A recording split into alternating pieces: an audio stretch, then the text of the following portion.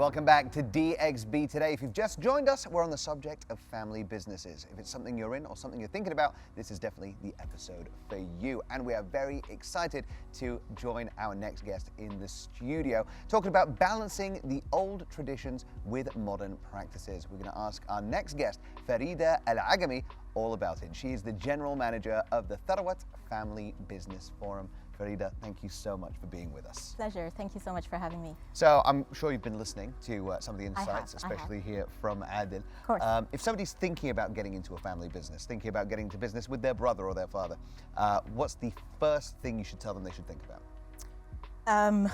Don't do it? No, I'm joking. I'm joking. Worked out for Adil. I wish someone had said that to me. No, I mean, I come from a family business myself. I've been working with my father and my sisters for the last 15 years, and then other than working with Tharawat. So I have very personal experience what it means to work in a family business. And I think I always compare it to the extreme sport of work, right?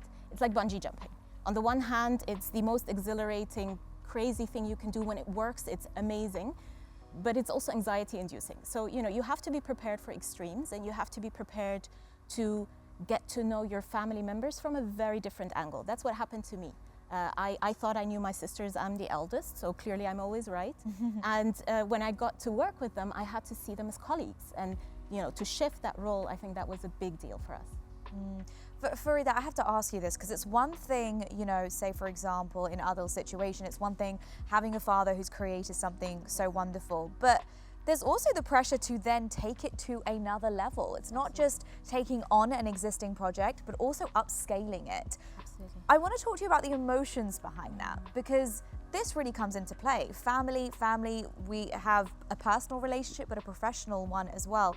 The pressure that comes with that, how can one deal with that? I think that's the key question, right? Because it comes down to, on the one hand, mental health and collective interest. So I think it's a very complex ecosystem. In Tharawat, for the last 16 years, we are a private sector think tank that looks at family enterprises, right, from different perspectives. And I think what we've been seeing is that it's a question of how do you evolve together?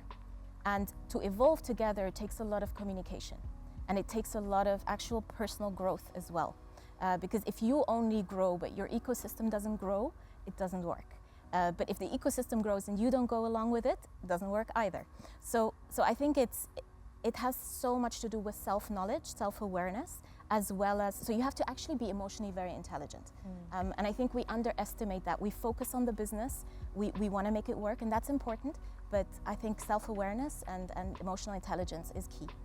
Farida, first of all, I have to say that I completely agree with your previous statement. The older sisters are always right. Thank you very much. Well, listen up. I'm very happy to hear that. I've got to ask, what do you think of the role of women in family businesses? I think that's such an interesting question, and I get asked this a lot in this region specifically because people seem to feel that in this region there's a particular situation. I'm not saying there isn't, but we've launched a platform in 2016 that was a global platform called Women in Family Business, and we made it global because when we started researching the topic, it actually showed that around the world family enterprises had been quite conservative in allowing women in visible roles in the family. Now, that is a dangerous statement, right?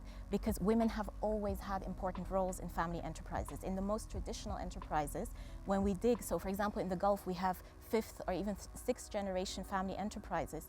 You will, if you don't dig really hard, you won't find the female members. But then when you listen to the stories, you'll hear that there was a woman or a couple of women who actually contributed very much. So it's a difficult topic, it's a complex and layered topic. I think nowadays the big shift that we see in the recent years in the Gulf especially is that we see women in visible roles, right? They become managing directors, they become shareholders, and they take an active role as well. So in a family business, of course, you want your family members to be working along with you. But what advice would you give to people in the sense that what should be the process or prerequisites for young people to join the business and head that position? Because again, it's a big position, you're taking very high level decisions. So is it something that should be given because you're the chairman's son, or is it advisable that there should be certain things that need to be achieved? Could be working outside, could be starting an internship early. that's part A. And part B is once the person comes in and you find that maybe he or she is not competent enough, Yeah. what do you do then? How do you manage that? Yeah, let's solve that problem. So I always say, and this is something that we've realized in the research that we've done over the last 16 years, succession cannot be a process or a moment, it has to be a culture. And that culture has to start when you have your children, right? Because a mistake we make is because we focus so much on the business, suddenly the kids are 20, 25, and suddenly we're like, oh, where are we going to put them? Whereas when you evolve with each other, again, coming back to the previous point, I think succession becomes more of a dialogue, and then it becomes a choice. And then you grow into it together. And then you will also suddenly figure out, we are very big proponents of actually good ownership, pushing good ownership over management positions for family members. Because whatever happens, you will end up being an owner one day.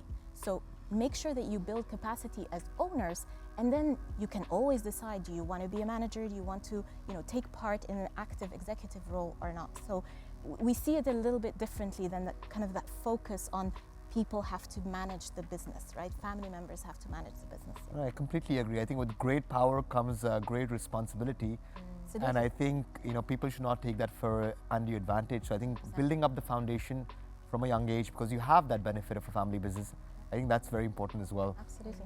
I love a Spider-Man quote as well. I love that. Farida, I want to thank you so much for joining us. A very deep insight there to nicely round off our episode, so thank you once again. Thank you very much. Over to Amy for DXB in 60. Yes, you're going to stay with us while we get to know Adil a little bit better. Yes, we're going to put you on the hot seat right now because we've got a quiz for you. It's called DXB in 60. Okay. Quick fire questions, 60 seconds on the clock. Are you ready? No, but let's do it. Okay, let's go. Your first ever job. So when I was 13, in the warehouse in our building material shop. Fantastic. Your motto in life and in work. Being my father is very famous, and always growing up, when you move around, you'll be known as, oh, that's Rizwan Sargent's son. My motto in life is, when I move around with him, people should be like, that's Adil's dad. Love That drives me. How do you celebrate your small victories in day-to-day life? I love traveling, and sometimes I gift myself some good watches. So I've done that. So if I've hit a milestone and I've achieved a particular number that I had to achieve, I do gift myself sometimes. Great way to reward yourself. Why not? What are you most grateful for today?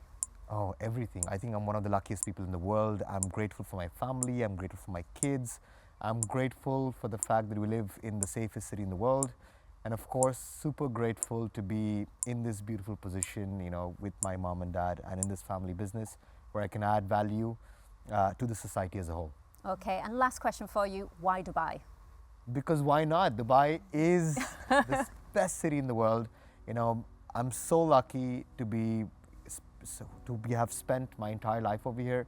I travel a lot, so I used to travel almost 100 days, a year for my work. And there's no place like Dubai. I mean, everything about it is just 10 on 10. You get, not only the culture, but also you get the modern environment. It's super safe, it's super diverse in terms of number of people. I think people in general are very friendly. Doing business is super easy, a lot of tax benefits. There's something for everyone. You can get a good 10 dirham meal, on the streets, or you can get something which is, costing you $1,000 per person. So you have something for every kind of mood.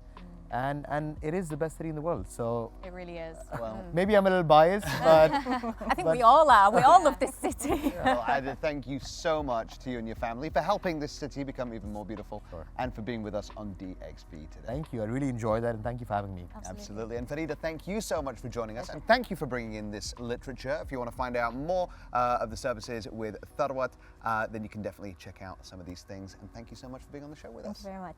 But for right now, we are going to move on to a break. When we come back, Nimi is going to be doing some exercise. You definitely don't want to miss it.